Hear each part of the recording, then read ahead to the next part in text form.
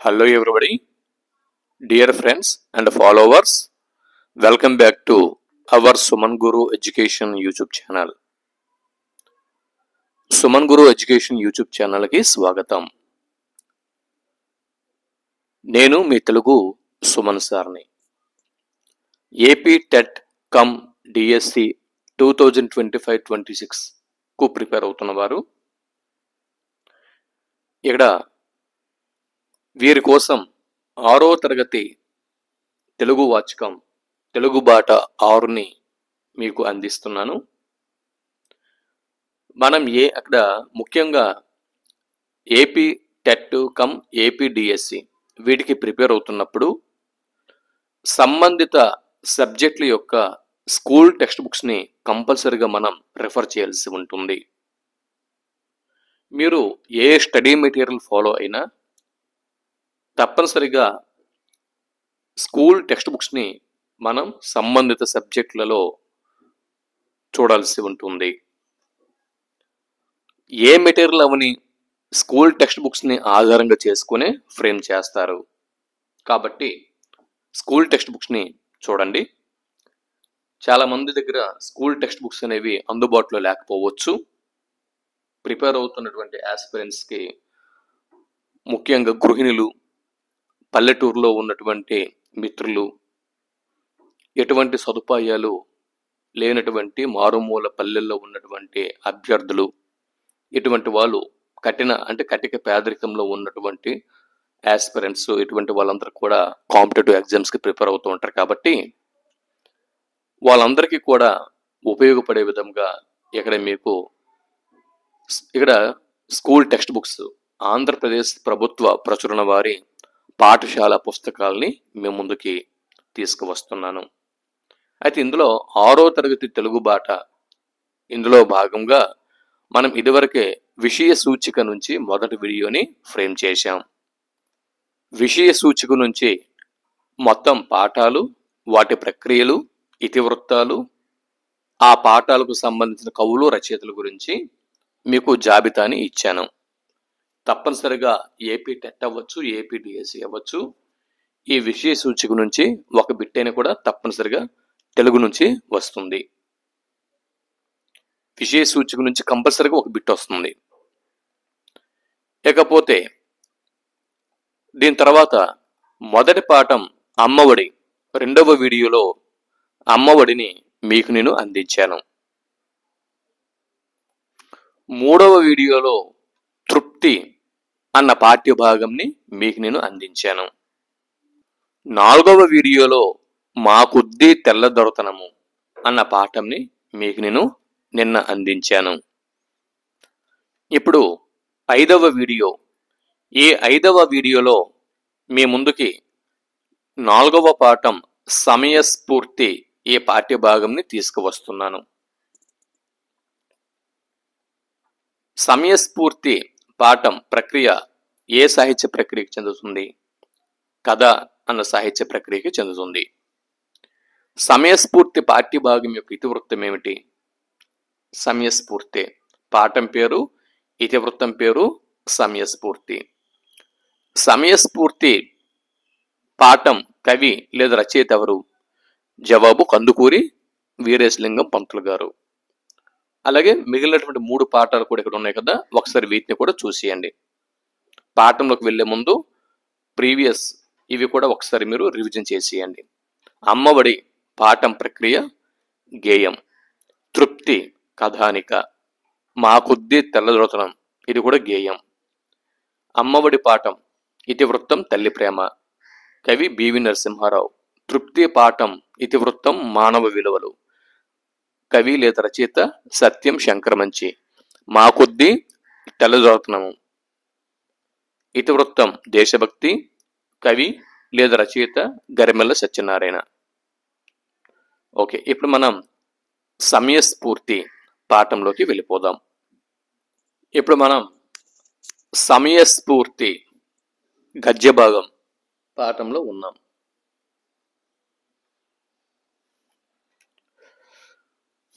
ముందు ఉద్దేశం, ఈ పాఠ్య భాగం యొక్క ఉద్దేశంని చూద్దాం. ప్రపంచ ప్రసిద్ధి చెందిన కథలు పంచతంత్ర కథలు. పంచతంత్ర కథలు అనేవి మొదట సంస్కృత భాషలో వీటిని రచించారు. పంచతంత్ర కథల్ని మొదట సంస్కృత భాషలో రచించారు. ఎవరు రచించారు? విష్ణు శర్మ అనేటటువంటి పండితుడు. విష్ణు శర్మ అనేటటువంటి ఈ పండితుడు మొదట సంస్కృత భాషలో పంచతంత్ర కథల్ని రచించారు. పరవస్తు చెన్నైసూరి. ఈయన ఎవరండి? పరవస్తు చెన్నైసూరి, బాల వ్యాకరణకర్త పరవస్తు చెన్నైసూరి గారు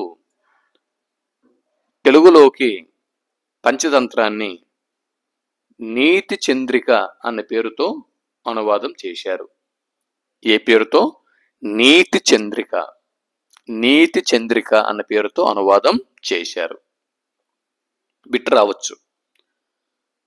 సంస్కృతంలో విష్ణు శర్మ రాసినటువంటి పంచతంత్ర కథల్ని పరవస్తు చెన్నైసూరి గారు తెలుగులోకి ఏ పేరుతో అనువాదం చేశారు అని బిట్టు వస్తే నీతి చంద్రిక అని జవాబు గుర్తించాల్సి ఉంటుంది. నీతి చంద్రిక అంటే నీతులు అనేది వెన్నెల అని అర్థం.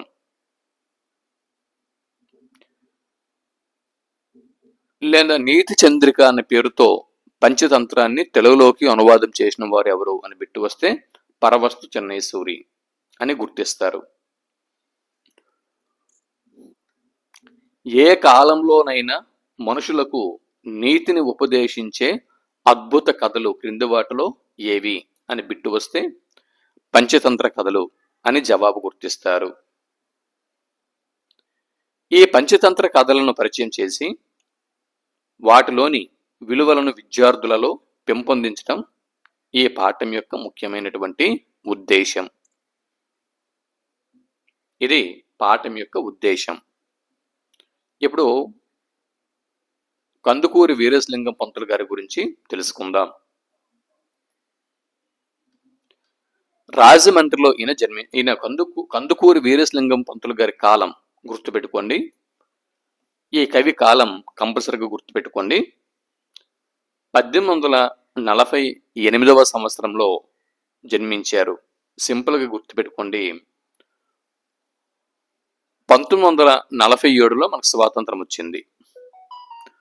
అక్కడికి ఒక శతాబ్దం మనం ముందుకెళ్తే వెనక్కి వెళ్తే 1847, ఆ తర్వాత సంవత్సరం 1848లో కందుకూరి వారు జన్మించారు.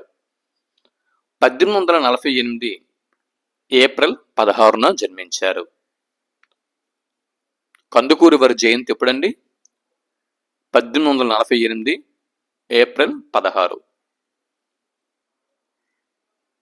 ఆయన మరణించిన తేదీ ఎప్పుడండి? 1919 మే 27. 1919 మే 27. ఎక్కడ జన్మించారు? కందుకూరి వారి జన్మస్థలం ఏమిటి అని బిట్టు వస్తే రాజమండ్రి. ఈయన రచనల మీద బిట్ అనేది రావడానికి ఛాన్స్ ఉంది. రాజశేఖర చరిత్రము అన్న నవల, సత్యరాజ పూర్వదేశ యాత్రలు, హాస్య సంజీవని, సతీహిత బోధిని, ఆంధ్ర కవుల చరిత్ర వీరి యొక్క రచనలు బిట్టు మనకు రావచ్చు. AP TET, Telangana TET, Telangana టెట్లో కూడా రావడానికి ఛాన్సెస్ ఉన్నాయి. AP TET, Telangana TET, C TET, అలాగే ఏపీ డిఎస్సి, తెలంగాణ డిఎస్సి. కొంతమంది ప్రముఖమైన వ్యక్తులు ఉన్నారు, వాళ్ళ మీద బిట్స్ అనేవి రావడానికి ఛాన్సెస్ అనేవి ఎక్కువగా ఉంటాయి. వాళ్ళు ఏ రాష్ట్రంకి చెందిన వారైనా కూడా మనం చదవాల్సి ఉంటుంది. కందుకూరి అన్నప్పుడు 2 రాష్ట్రాల వాళ్ళు కూడా చదవాలి. ఆంధ్ర కవుల చరిత్ర దీన్ని రాసిన వారు ఎవరు అని బిట్టు వస్తే కందుకూరి వీరేశలింగం పంతులు అని జవాబు గుర్తించాల్సి ఉంటుంది. సతీహిత బోధిని అన్న రచన చేసిన వాళ్ళు ఎవరు? అలాగే హాస్య సంజీవని అన్న రచన చేసిన వాళ్ళు ఎవరు? అలాగే సత్యరాజ పూర్వదేశ యాత్రలు అన్న రచన చేసిన వాళ్ళు ఎవరు, ఇలా కూడా అడుగుతారు. లేకపోతే క్రింది వాటిలో కందుకూరి వీరేశలింగం పంతులు గారి రచన కానిది ఏది గుర్తించండి అని చెప్పి అడుగుతారు. లేదా క్రింది రచనల్లో కందుకూరి వీరేశలింగం పంతులు గారు రాసినటువంటి రచనలు ఏవి గుర్తించండి అని చెప్పి అడుగుతారు. సో ఈ విధంగా బిట్ అనేది ఎలాగైనా రావడానికి ఛాన్సెస్ అనేవి ఉంటాయి. బాగా రచనల మీద పట్టు సాధించండి. రాజశేఖర చరిత్ర, సత్యరాజ్య పూర్వదేశ యాత్రలు, హాస్య సంజీవని, సతీహిత బోధిని, ఆంధ్ర కవుల చరిత్ర, ఇవి. రాజశేఖర చరిత్రము, సత్యరాజ పూర్వదేశ యాత్రలు, హాస్య సంజీవని, సతీహిత బోధిని, ఆంధ్ర కవుల చరిత్ర. ఈయన చూడండి, సంఘ సంస్కృతన విషయం మనకు తెలుసు. నవయుగ వైతాళికుడు అని కందుకూరి వారిని అంటారు. Note this point. క్రింది వారిలో నవయుగ వైతాళికుడు అని పేరుగాంచిన వారు ఎవరు అని బిట్టు వస్తే కందుకూరి వీరేశలింగం పంతులు. గద్య తిక్కన అన్నది ఎవరి బిరుదు అని బిట్టు వస్తే కందుకూరి వీరేశలింగం పంతులు గారి బిరుదు అని గుర్తిస్తారు. మరి ఈ పాఠం ప్రస్తుతం సమయస్ఫూర్తి అనేటటువంటి ఈ పాఠ్యభాగం ఏ గ్రంథం నుంచి గ్రహింపబడింది అని బిట్ అనేది రావడానికి ఛాన్సెస్ అనేవి ఉన్నాయి. అప్పుడు జవాబు ఏమో గుర్తిస్తారు, కందుకూరి వారు రాసినటువంటి అంటే పంచతంత్ర, సంస్కృతంలోని పంచతంత్ర కథలు ఆధారంగా కందుకూరి వీరేశలింగం పంతులు గారు తెలుగులోకి అనువాదం చేసిన విగ్రహం, పంచతంత్ర కథల్లోని విగ్రహం అన్న భాగం నుంచి ఈ పాఠ్య భాగంని తీసుకోవడం జరిగింది. విగ్రహం అన్న భాగం నుంచి పంచతంత్ర కథలు కందుకూరి వీరేశలింగం పంతులు గారు తెలుగులోకి అనువాదం చేశారు. పరవస్తు చెన్నైసూరి గారితో పాటు కందుకూరి వారు కూడా తర్వాత కాలంలో పంచతంత్ర కథల్ని తెలుగులోకి అనువాదం చేశారు. ఈ విధంగా కందుకూరి వారు అనువాదం చేసినటువంటి పంచతంత్ర కథల్లోని విగ్రహం అన్న భాగం నుంచి, విగ్రహం అనేటటువంటి ఈ భాగం నుంచి సమయస్ఫూర్తి అన్న పాఠ్య భాగంని తీసుకోవడం జరిగింది. ఇప్పుడు సమయస్ఫూర్తి పాఠంని ఇప్పుడు మనం చూద్దాం. ఈ పాఠంని చూద్దాం.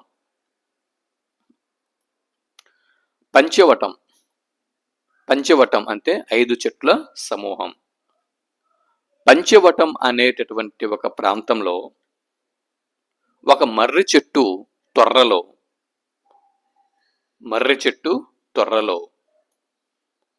రోమశుడు అనే పిల్లి నివసిస్తూ ఉంది. ఇక్కడ పిల్లి పేరు రోమశుడు, గుర్తుపెట్టుకోండి.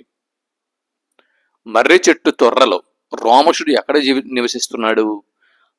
పంచవటం అన్న అడవిలో. ఈ పంచవటం అనేటటువంటి ప్రాంతంలో ఒక మర్రి చెట్టు తొర్రలో రోమశుడు అన్న పిల్లి నివసిస్తుంది. పిల్లి పేరు రోమశుడు. ఆ చెట్టుకి క్రింద ఒక కన్నం ఉంది. అదే చెట్టుకి క్రింద పంచవటం అనేటటువంటి ప్రాంతంలో మర్రి చెట్టు ఏదైతే ఉందో ఆ మర్రి చెట్టు క్రింద ఒక కన్నం ఉంది. ఆ కన్నంలో పలితుడు అనేటటువంటి ఒక ఎలుక కాపురం ఉంటుంది. పలితుడు, ఇక్కడ ఉన్నటువంటి ఎలుక పేరు పలితుడు. తొర్రలో పిల్లి, దాని కింద కన్నంలో ఎలుక కాపురం ఉంటున్నారు. పిల్లి పేరు రామశుడు, ఎలుక పేరు పలితుడు. ఒకనాటి రాత్రి వేటగాడు అక్కడికి వచ్చి ఆ చెట్టు చుట్టూ వల పన్నాడు. ఇకపోతే అది తెలియని రామశుడు అంటే ఎవరు? పిల్లి.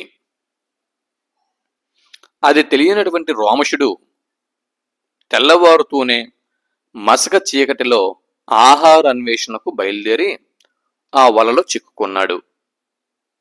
ఇది చూసిన ఫలితుడు అనేటటువంటి ఎలుక, ఆహా ఎంత అదృష్టము, నా శత్రువు వలలో చిక్కుకున్నాడు, ఈ నాటితో వాడి పీడ విరిగిపోతుంది అని అనుకున్నాడు ఫలితుడు. ఇదే సమయంలో చంద్రకుడు అనేటటువంటి గుడ్లగూబ పేరేం పేరండి? చంద్రకుడు. చంద్రకుడు అనేటటువంటి గుడ్లగూబ హాయిగా విహరిస్తున్న ఎలుకను చూసి అక్కడకు వచ్చింది. సమయస్ఫూర్తి పాఠ్య భాగంలోని పాత్రల మీద ఏపీ టెట్లో, ఏపీ డిఎస్సిలో, తెలుగు కంటెంట్లో బిట్లు రావడానికి అవకాశాలు అనేవి ఉన్నాయి. చంద్రకుడు అనే గుడ్లగూబ హాయిగా విహరిస్తున్న ఎలుకను చూసి అక్కడకు వచ్చింది. చంద్రకుడిని చూసి, చంద్రకుడు అనేటటువంటి ఈ గుడ్లగూబను చూసి ఫలితుడు అనేటటువంటి ఎలుక యొక్క గుండె గుబేలుమంది. అయిపోయింది నా పని అని ఆ ఫలితుడు అనుకున్నాడు. ప్రాణభీతితో గిజగిజ లాడాడు. ఏం చెయ్యనురా దేవుడా అంటూ చెప్పుకోలేని దీనస్థితిలో మనసులో ఏడుస్తున్నాడు. ప్రాణభీతి అంటే ప్రాణం మీద భయం. అందుకే కాబోలు ఒకరి కష్టాన్ని చూసి సంతోషించి చెంకలు కొట్టుకోరాదు అని మనసులో బాధపడ్డాడు. ఒకరి కష్టాన్ని చూసి సంతోషించి చెంకలు కొట్టుకోరాదు అన్నటువంటి ఈ వాక్యం ఉన్న పాఠం క్రింది వాటిలో ఏది అని బిట్టు వస్తే సమయస్ఫూర్తి అని జవాబు గుర్తించాల్సి ఉంటుంది. లేదా బిట్టు ఇక్కడ ఎలా కూడా రావచ్చు. ఒకరి కష్టాన్ని చూసి సంతోషించి చెంకలు కొట్టుకోరాదు అని ఎవరనుకున్నారు, తన మనసులో ఎవరు భావించారు అని బిట్టు వస్తే చంద్రకుడిని చూసి ఫలితుడు ఇలా తన మనసులో అనుకున్నాడు. ఫలితుడు అన్న ఎలుక తన మనసులో ఇలా అనుకున్నది అని మనం జవాబు గుర్తించాల్సి ఉంటుంది.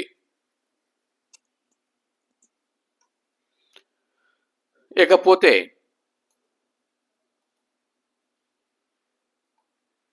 ఇంకా అయినా బుద్ధిమంతులు ప్రమాదం ఎదురైనప్పుడు ధైర్యం పొందుతారు, కానీ అయ్యో నా ప్రాణం పోతుంది అని ఏడవరు అని ఫలితుడు ధైర్యం తెచ్చుకున్నాడు. బిట్టు మనకు రావచ్చు. అయినా బుద్ధిమంతులు ప్రమాదం ఎదురైనప్పుడు ధైర్యం పొందుతారు, కానీ అయ్యో నా ప్రాణం పోతుంది అని ఏడవరు అని ఎవరు మళ్ళీ ధైర్యాన్ని తెచ్చుకున్నారు? లేకపోతే ఈ వాక్యాలు ఉన్నటువంటి పాఠం క్రింది వాటిలో ఏది అని బిట్టు వస్తే సమయస్ఫూర్తి పాఠంలో ఫలితుడు అన్న ఎలుక అని జవాబు గుర్తించాల్సి ఉంటుంది. ఏదైనా ఒక చోట బ్రతుకుతున్న వాళ్ళం కాబట్టి ఈ రోమశుని అర్థించి ప్రాణాలు నిలబెట్టుకుంటాను అని అనుకుని నెమ్మదిగా పిల్లి వైపు అడుగులు వేశాడు ఫలితుడు. ఇక్కడ ఫలితుడు పిల్లితో అంటున్నాడు, ఫలితుడు పిల్లితో మాట్లాడుతున్నాడు. పిల్లి అన్నటువంటి రోమశుడితో మాట్లాడుతున్నాడు. ఏమని?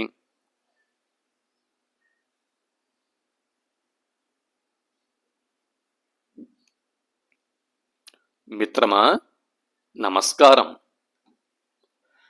జాతి వైరమున్న శత్రుమిత్రులము. చాలా సంవత్సరాల నుంచి ఈ చెట్టు వద్దనే బ్రతుకుతున్నాము. మిత్రమా నమస్కారం. జాతి వైరమున్న శత్రుమిత్రులము. ఈ వాక్యాలు ఏ పాఠంలోనివి అని బిట్టు వస్తే సమయస్ఫూర్తి అని జవాబు గుర్తించాల్సి ఉంటుంది. చాలా సంవత్సరాల నుంచి ఈ చెట్టు వద్దనే బ్రతుకుతున్నాం. ఒకరికొకరు అపకారం చేసుకోలేదు.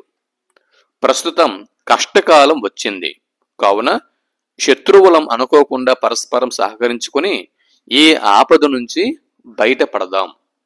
కాని తీరా నీ వలతాళ్ళు కొరికి నిన్ను రక్షిస్తే గుటుక్కున మింగేస్తావేమో నని భయంతో కాసేపు వెనకడుగు వేసి అనవసర ఆలోచన చేశాను.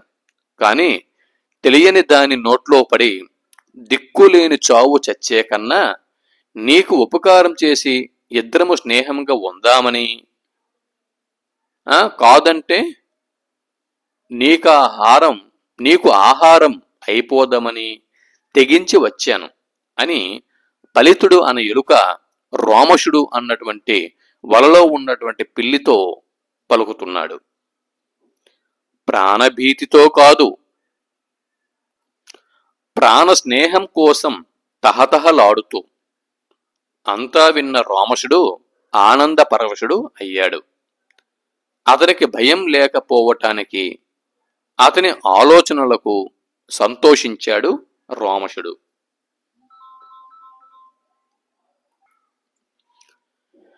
ధర్మబుద్ధిని మెచ్చుకుంటూ ఇలా పలికాడు. మిత్రమా, జీవితం చివరి దశలో ఉన్నాను. నీవు చెప్పినట్లే నడుచుకుందాము. నీవు త్యాగబుద్ధితో నన్ను రక్షించదలిచావు. నీకు కృతజ్ఞతలు. చూడండి, మిత్రమా, జీవితం చివరి దశలో ఉన్నాను. నీవు చెప్పినట్లే నడుచుకుందాము. నీవు త్యాగబుద్ధితో నన్ను రక్షించదలిచావు. నీకు కృతజ్ఞతలు. ఈ వాక్యాలు ఎవరితో పలుకుతున్నారు అని బిట్టు వస్తే, రోమశుడు అన్నటువంటి వలలో చిక్కుకున్న పిల్లి ఫలితుడు అన్న ఎలుకతో పలుకుతుంది. ఇది జవాబు. నేను కూడా చాలా రోజుల నుంచి నీతో స్నేహంగా ఉండాలనే అనుకుంటున్నాను. నీ సదాలోచన నాలోని అజ్ఞానాన్ని పటాపంచులు చేసింది. ఆ గుడ్లగూబ నిన్నేమీ చెయ్యలేదు. నీ ప్రాణాలకు నా ప్రాణం అడ్డు వేస్తాను. ఇలా కొటేషన్లో ఉన్నటువంటి వాక్యాలన్నీ కూడా మీరు గుర్తుపెట్టుకోండి. కొటేషన్లో ఏమేమైతే వాక్యాలు ఉన్నాయో అటువంటివి గుర్తు పెట్టుకోండి. ఈ వాక్యాలు పలికిన వారు ఎవరు అన్నప్పుడు జవాబు మీరు గుర్తించాల్సి ఉంటుంది. ఈ వాక్యాలు ఏ పాఠంలోనివి, ఈ వాక్యాలు ఎవరు పలుకుతున్నారు, ఇటువంటి ప్రశ్నలు టెట్లో కానీ డిఎస్సిలో కానీ తెలుగు కంటెంట్లో రావడానికి అవకాశం అనేది ఉంటుంది. వారిద్దరూ అలా సఖ్యంగా మాట్లాడుకోవటం చూసిన చంద్రకుడు వారి మైత్రికి భయపడి తన పథకం పారదని నిరాశతో తన దారిన తాను పోయాడు. వేటగాడు వలలో చిక్కుకున్న పిల్లి కోసం వేట కుక్కలతో వస్తున్నాడు. అది చూసిన రోమశుడు, మిత్రమా, ఫలితుడా, ఆ కిరాతుడు కాలయమునులా వస్తున్నాడు. నన్ను తొందరగా రక్షించు అని వలలో ఉన్న రోమశుడు ఫలితునితో అంటున్నాడు. ఫలితుడు తెలివిగా వల కొరుకుతున్నట్లు నటిస్తూ వేటగాడు దగ్గరికి వచ్చేసరికి పుటుక్కున వల కొరికి రోమశుడు పోయే దారి చేసి తన కన్నంలోకి చటుక్కున పరిగెత్తాడు ఫలితుడు.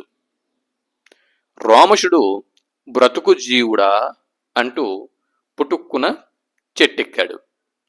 వేటగాడు పిల్లి చేజారిపోయిందని విచారిస్తూ వెనుదిరిగాడు. కొంతసేపటికి రోమశుడు అన్న పిల్లి మెల్లగా చెట్టు దిగాడు. స్వజాతి బుద్ధితో కపటంతో ఫలితుని ఉద్దేశించి, మిత్రమా, బయటికి రా, మరో ఉద్దేశం లేదు, నన్ను నమ్ము, కలిసిమెలిసి బతుకుదాం, ఆనందంగా ఉందాం అని పిలిచాడు. నేను చెప్పినా చెప్పకపోయినా మీరు ఒక విషయం గ్రహించండి, మళ్ళీ చెప్పను. ఇలా కొటేషన్లో ఉన్నటువంటి వాక్యాలు ఏవైతే ఉంటాయో అవి ఎవరితో పలుకుతున్నారు, ఏ పాఠ్య భాగంలోనివి అన్నది మీరు స్టడీ చేస్తూ ముందుకెళ్ళండి. ఇవి బిట్లు రావడానికి ఛాన్సెస్ అనేవి ఉంటాయి. తెలివైన ఫలితుడు కనిపించకుండా కన్నంలోంచి తల బయటకు పెట్టాడు. తొందరపడి బయటకు రాకుండా ఇలా అన్నాడు, మిత్రమా, చాలా సంతోషం. ఇందాకటి అవసరం ఇద్దరిది అయ్యింది. నిజమే. ఎందు గురించి అంటే చంద్రకుడు నుంచి ఫలితుడు తప్పించుకోవాలి, వేటగాడు నుంచి రోమసుడు తప్పించుకోవాలి. కాబట్టి అక్కడ అవసరం ఇద్దరిది కాబట్టి ఇద్దరు మిత్రులు అయ్యారు, అవసరాన్ని బట్టి మిత్రులు అయ్యారు. అక్కడ ఆ ప్రాణభయం అనేది ఇద్దరిది. అందుచేత నిన్ను ఆశ్రయించాను. ఇందులో మోసం, దగ, కుట్ర ఏదీ లేదు, అంత సత్యమే. జరిగింది ఉభయులకు లాభమే. అక్కడ నీకు వేటగాడి నుంచి లాభం చేకూరింది, నీకు వేటగాడి నుంచి నిన్ను రక్షించాను, నన్ను చంద్రకుడి నుంచి నువ్వు రక్షించావు. ఎవరి ప్రాణాలు వారికి దక్కాయి. కానీ నిజానికి జాతి లక్షణం కాదనలేని వైర లక్షణం. బిట్టికి రావచ్చు. క్రింది వాటిలో దీనిని కాదనలేని వైర లక్షణం అని ఫలితుడు పలికాడు అని బిట్టు వస్తే జాతి లక్షణంని అని జవాబు గుర్తించాల్సి ఉంటుంది. బయటకు వచ్చాననుకో, నాకు ప్రాణగండం తప్పదని తెలుసు అని పలికి కన్నంలోకి దూరి మాయమయ్యాడు ఫలితుడు. ఎలుక రాకపోయేసరికి రోమశుడు నిరాశపాలు అయ్యాడు. కథ సుఖాంతం అయ్యింది. ఇది కథ. ఇది పాఠ్యభాగం. ఏంటి? సమయస్ఫూర్తి అనేటటువంటి పాఠ్యభాగంలోని కథ ఇది. ఓకేనా? ఇప్పుడు చూడండి, అవగాహన ప్రతిస్పందన అన్న ఈ విద్యా ప్రమాణంలో భాగంగా వేటిని ఎటువంటి ప్రశ్నలు ఇస్తున్నారు చూడండి. కథను మీ సొంత మాటల్లో చెప్పండి. దేన్నైనా కూడా మీ సొంత మాటల్లో చెప్పండి అంటే ఇది అవగాహన ప్రతిస్పందన అన్న విద్యా ప్రమాణం క్రిందికి వస్తుంది. గుర్తుపెట్టుకోండి, సొంత మాటలు చెప్పడం. అలాగే గుడ్ల గోపను చూసి భయపడిన ఎలుక తన మనసులో ఏమనుకుంది, ఇది కూడా సొంత మాటల్లో చెప్పాలి. ఈ ప్రశ్నకి జవాబు. ఎలుక పిల్లి నుంచి ఎలా తప్పించుకుంది, ఇవన్నీ కూడా, ఈ ప్రశ్నలన్నీ కూడా సొంత మాటల్లో చెప్పాల్సినటువంటి ప్రశ్నలు. ఇటువంటివి అవగాహన ప్రతిస్పందన అన్న విద్యా ప్రమాణం క్రిందికి వస్తాయి. అలాగే క్రింది పేరా చదివి ప్రశ్నలకు జవాబులు రాయండి, క్రింది పద్యం చదివి ప్రశ్నలకు జవాబులు రాయండి, కింది గేయం చదివి లేక కింది కవిత చదివి అడిగిన ప్రశ్నలకు జవాబులు రాయండి. ఇటువంటి ప్రశ్నలు కూడా అవగాహన ప్రతిస్పందన అన్న విద్యా ప్రమాణం క్రిందికి వస్తాయి.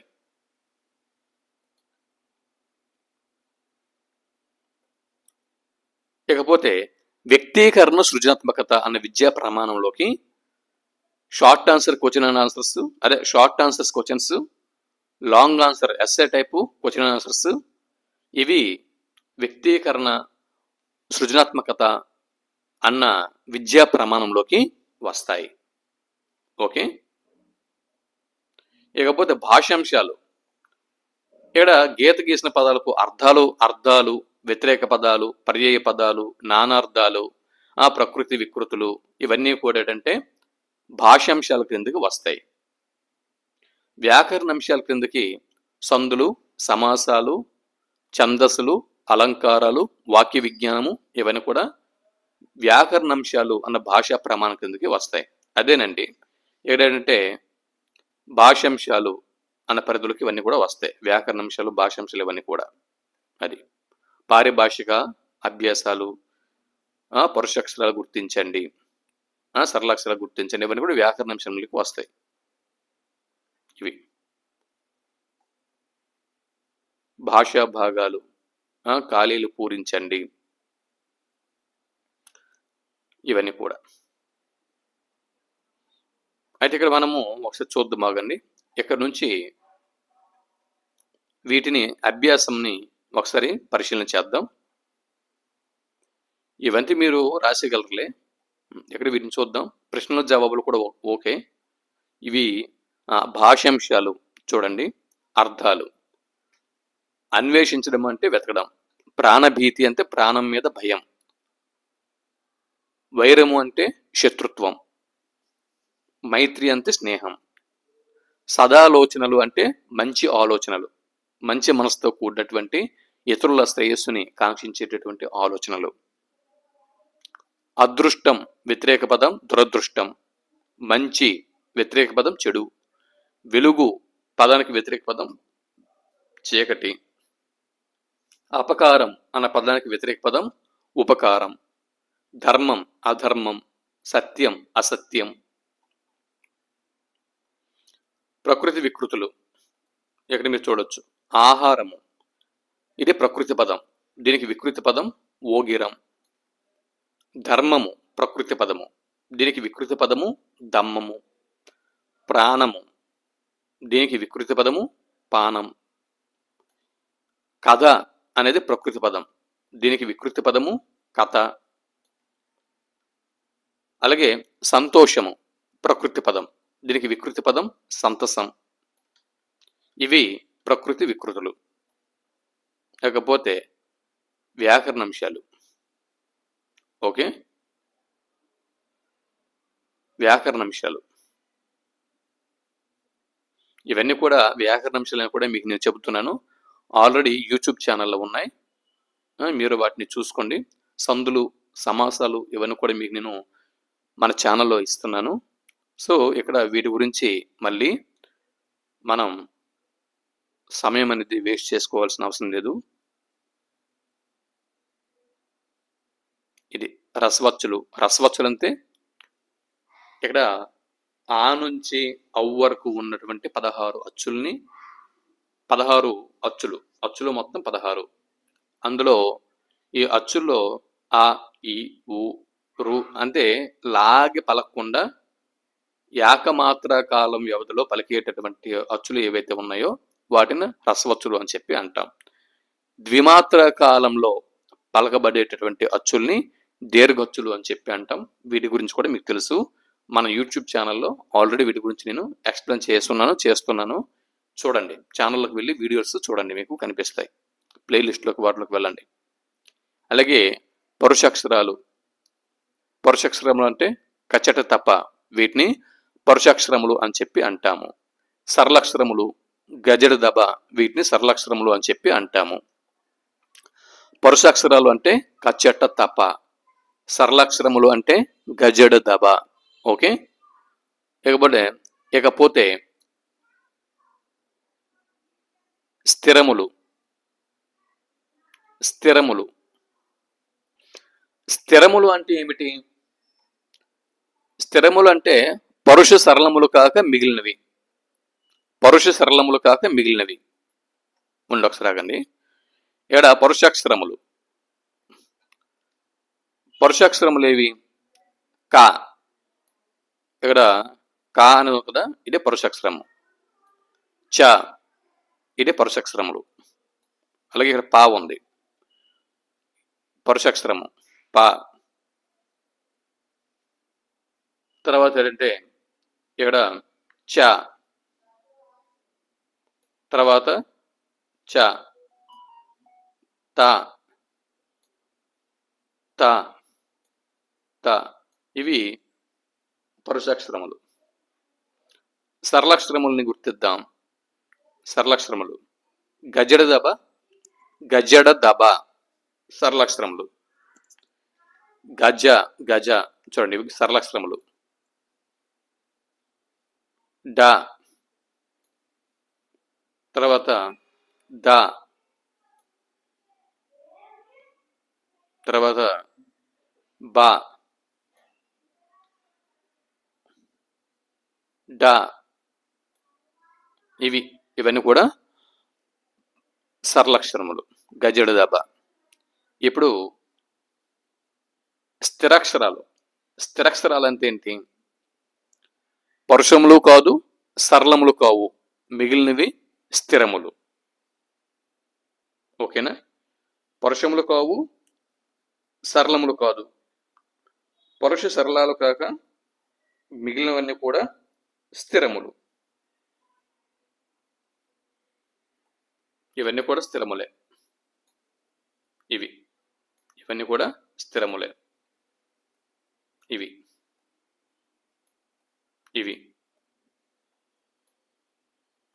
ఇవి ఇవన్నీ కూడా స్థిరములు. ఇవి కచరిదప గజరిదప పరుసు సరళక్షణములు వదిలేసి మిగిలినవన్నీ కూడా స్థిరములు. ఇక్కడ చూడొచ్చు.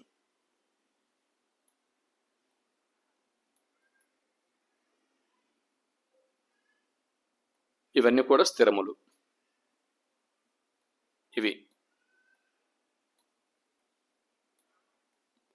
ఇవన్నీ కూడా స్థిరములు. ఇవన్నీ కూడా స్థిరములు. ఇవన్నీ కూడా స్థిరములు. తర్వాత స్పర్శాక్షరాలకు 0 చుట్టండి.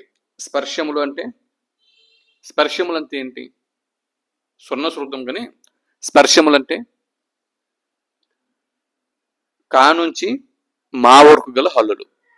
కా నుంచి మా వరకు గల హల్లులు. కా నుంచి మా వరకే. కా నుంచి మా వరకు.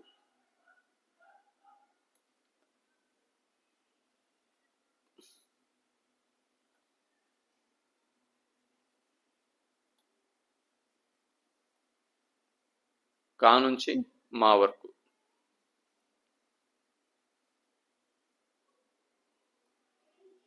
కా నుంచి మా వరకు.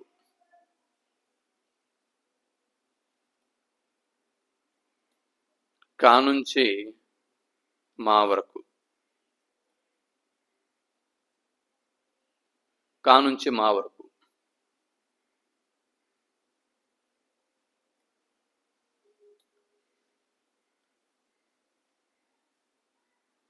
కా నుంచి మా వరకు.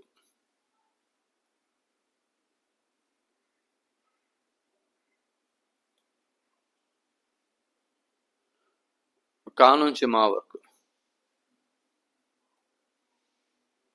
కా టా ఇవన్నీ కూడా. నా ఇవన్నీ కూడా.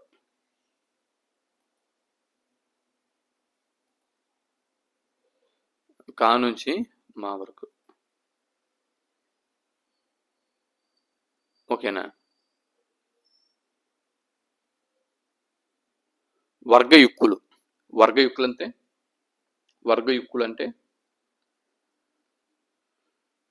ఇక్కడ చూడండి.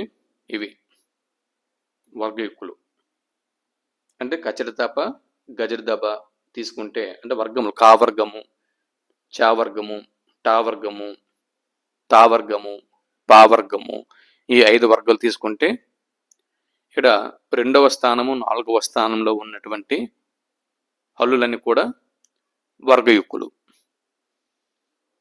ఘ, తర్వాత భా, ఇవి ఒత్తుతో కూడినవి అని చెప్పొచ్చు. వీటిని వర్గయుక్కులు అని చెప్పి పేర్కోవచ్చు. తర్వాత అనునాసిక అక్షరములు.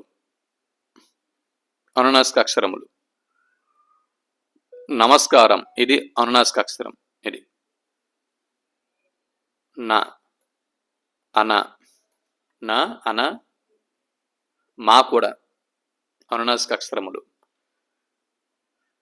ఇక్కడ అన, నా, నా, మా ఇవి అనునాసిక అక్షరములు. అంతస్తాలు అని వీటిని అంటాము. అంతస్తాలు అంటే అంగిలి సాయంతో పలికే అక్షరములు. అంగిలి సాయంతో. యా ఉంది, ఇది అంతస్తము. యా రా, రా రా రా, యా రా లా, వా, ఇవి ఈ 2 కూడా. ఇవి అంతస్తాలు. ఓష్మములు, ఊది పలికిబడేవి ఓష్మములు. ఓకేనే? షా ఓష్మము, సా ఓష్మము, హా ఓష్మము, షా ఓష్మము. ఇటువంటివి ష, ష, స, హ ఇవి ఓష్మములు.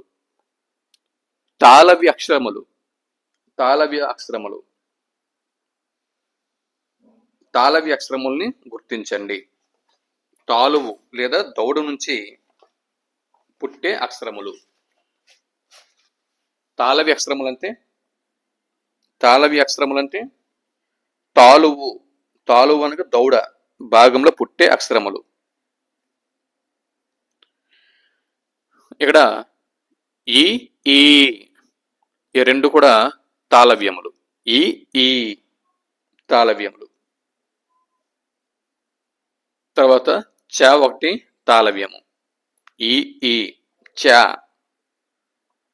ఛ చ ఛ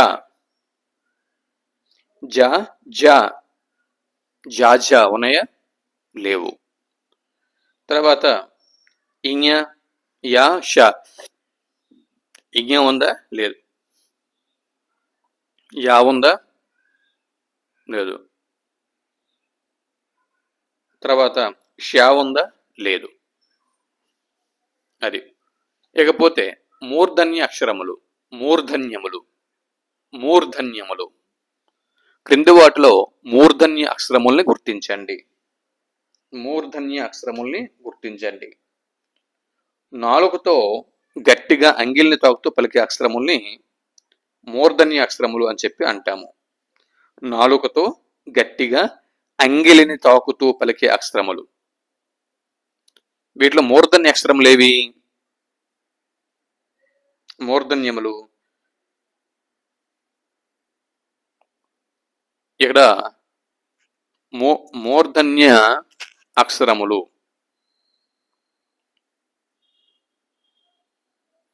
ఈ వాక్యంలో ఉన్నటువంటి దంతి అక్షరాల కింద గీత గీయండి.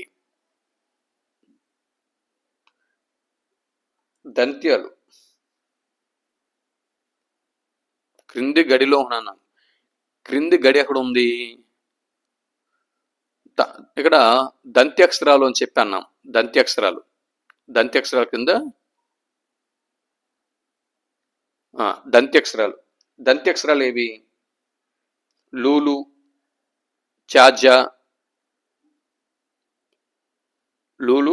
చాజా, తా, థ, దాద, నాల, స. వీటిని దంత్యాలు అని చెప్పి అంటాము. ఇక్కడ తాత దంత్యములు. దాని తర్వాత దాద, న, లాస, ద, న. తర్వాత లాస, స, త. ఇవి దంత్యములు. తర్వాత ఓష్ట్యములు అంటే పెదవి సహాయంతో పలికేవి. ఊ ఉన్నాయా? లేవు. ఊ. పాప ఉన్నాయా? ఎస్. పాప. తర్వాత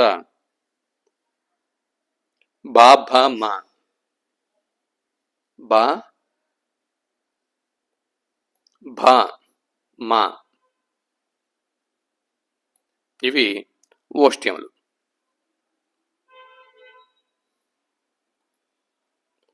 భాషా భాగములు.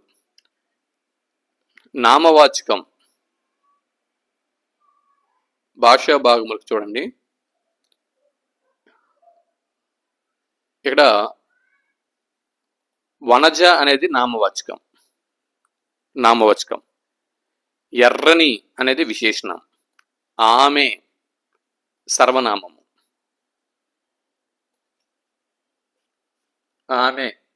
సర్వనామము. ఓకేనా? ఇక్కడ మీరు చూడొచ్చు, ఆమె అనేది సర్వనామం.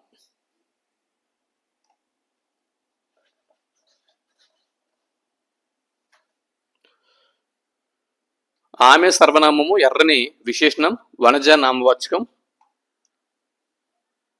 తర్వాత చదివాను అనేది క్రియ, కాని అనేది అవ్యయం. ఇవి. దాని తర్వాత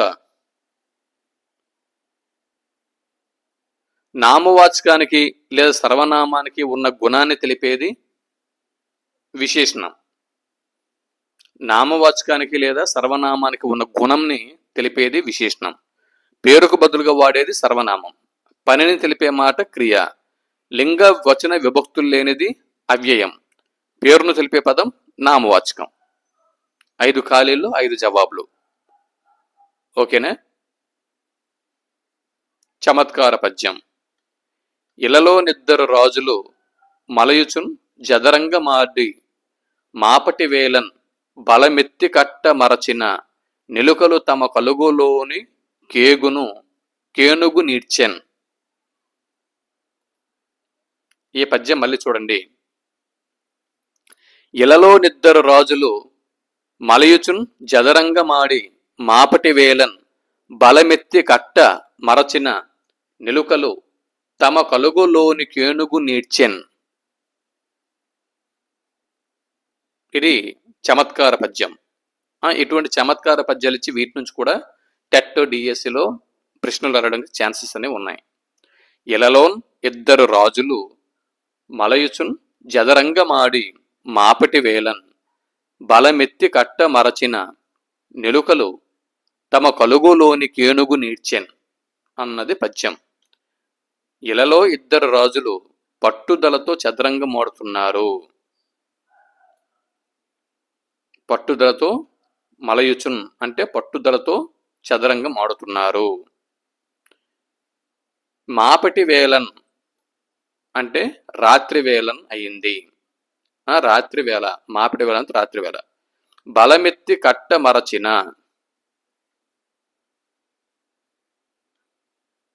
బలమెత్తి కట్ట మరచిన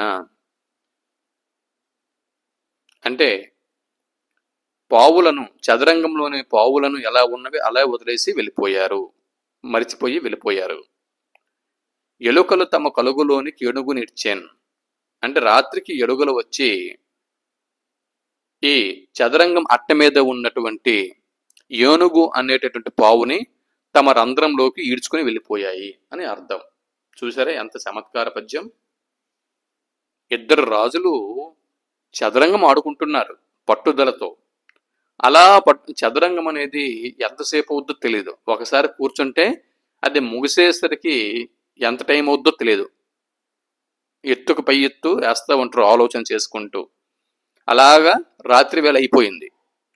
రాత్రి వేళ అయిపోయింది కదా, ఈ ఆట ఎక్కడికి ఇలాగ ఉన్ని మిగిలిన ఆట రేపు ఆడుదాం అని చెప్పి అలాగే ఉంచి వెళ్ళిపోయారు. వెళ్ళిపోతే రాత్రికి వాళ్ళు వెళ్ళిపోయిన తర్వాత, అందరూ పడుకున్న తర్వాత రాత్రికి ఎలుకలు వచ్చి ఆ చదరంగం అట్ట మీద ఉన్నటువంటి ఏనుగు అనేటటువంటి పావుని తమ రంధ్రంలోకి ఈడ్చుకుపోయాయి అన్నది ఈ పద్యంలో ఉన్నటువంటి భావం. ఇది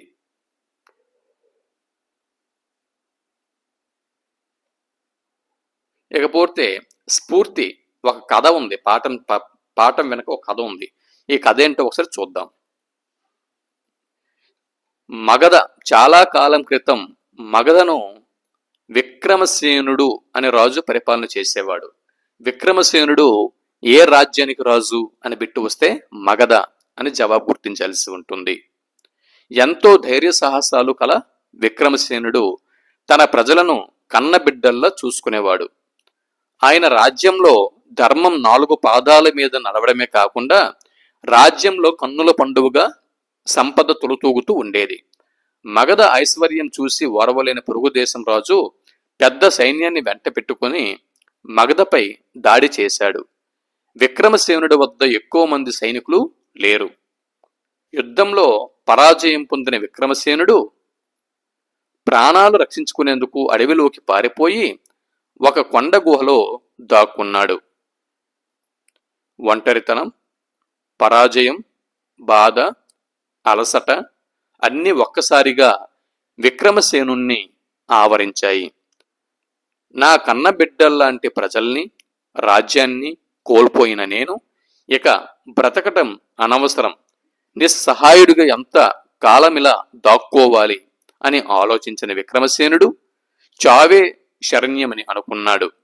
ప్రాణాలు ఎలా తీసుకోవాలా అని ఆలోచిస్తున్న సమయంలో అతనికి ఒక దృశ్యం కంటపడింది. ఒక చిన్న సాలీడు గుహ పైభాగంలో గూడు అల్లుకోవటానికి ప్రయత్నం చేస్తుంది. సాలీడు పైకి పాకే కొద్దీ దాని నుంచి వచ్చే దారం తెగి అది క్రిందకు జారిపోతూ ఉన్నది. అయినా సాలీడు తన ప్రయత్నాన్ని కొనసాగిస్తూనే ఉంది. ఎన్నో మార్లు ప్రయత్నించగా చివరికి సాలీడు విజయవంతంగా పైకి ఎకబాకి గూడును అల్లటం పూర్తి చేయగలిగింది. అది చూసిన విక్రమసేనుడిలో ఒక కొత్త ఆలోచన కలిగింది. ఒక చిన్న సాలీడు అపజయాన్ని అంగీకరింపక మళ్లీ మళ్లీ ప్రయత్నించి అనుకున్న పని సాధించగలిగింది. నేను మాత్రం ఎందుకు ప్రయత్నించకూడదు? నేను మనిషిని. అవయవాలతో పాటు భగవంతుడు ఆలోచించటానికి, ఎత్తుకి పై ఎత్తు వేయటానికి అదనంగా మెదడును కూడా ఇచ్చాడు. వైఫల్యం వస్తూ గెలవటానికి ఒక నిచ్చెనను మోసుకు వస్తుంది. ఇలా ఆలోచించిన విక్రమసేనుడిలో నిరాశ, నిస్పృహలు పటాపంచులైపోయాయి. కొత్త స్ఫూర్తి కొండంత బలాన్ని చేకూర్చింది. విక్రమసేనుడు ఆ అడవి నుంచి బయటపడి చల్లాచెదురైన తన సైన్యాన్ని సమీకరించుకున్నాడు. అనేక పర్యాయాలు విడవకుండా శత్రువుపై దాడి చేసి చివరకు తన రాజ్యాన్ని పొందాడు.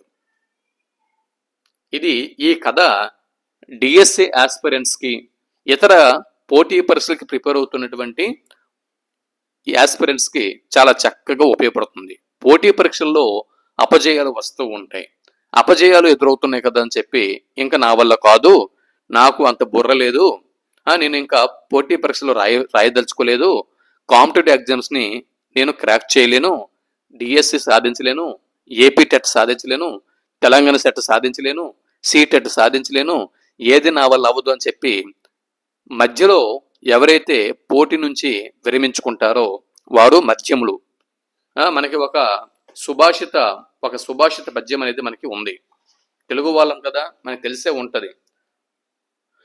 మూర్ఖులు, అధములు అనేవాళ్ళు అసలు ఏ పని కూడా పూర్తి చేయరు. కొంతమంది మనతో పాటే చిన్నప్పటి నుంచి పాఠశాలల్లో చదువుకుని ఉంటారు.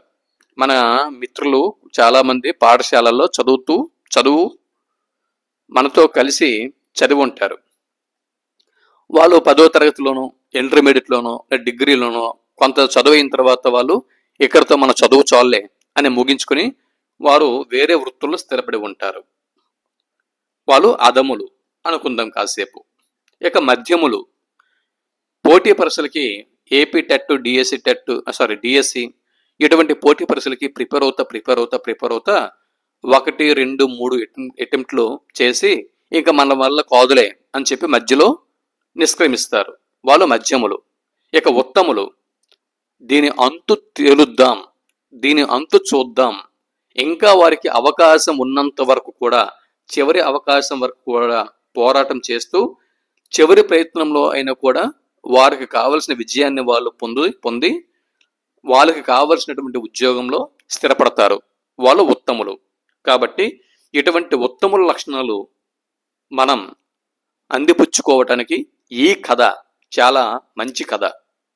డిఎస్సి ఆస్పిరెంట్స్ కి చాలా స్ఫూర్తిని ఇచ్చేటటువంటి ఉత్తమమైనటువంటి కథ అని మనం చెప్పొచ్చు.